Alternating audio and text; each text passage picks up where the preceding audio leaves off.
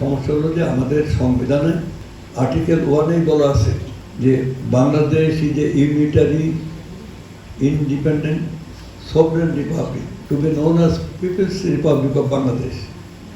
এটা শুধু রিপাবলিক না, এটা পিপলস রিপাবলিক, জনগণের প্রজাতন্ত্র। সভরেন রিপাবলিক অর্থাৎ সার্বভৌম প্রজাতন্ত্র। দেশের যে সার্বভৌমত্ব, আনুগরিক স্বাধীনতা, সার্বভৌমত্ব রক্ষা করতে হবে।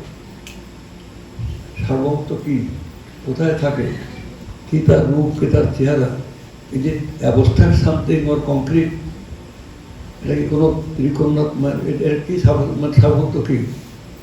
একটা জাতির একেবারে মূল যে বিষয়টি, একটা মানুষের যে জীবনের সব কিছু যে সম্পদের উপর নির্ভর করছে, তার যে বৈশিষ্ট্যের উপরে।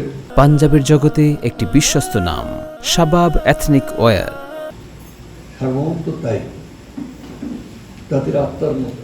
এখন সার্বভৌমত্ব যদি নষ্ট হয়ে যায় তাহলে দেশ আর থাকে না। এই সার্বভৌমত্ব কোথায় থাকে?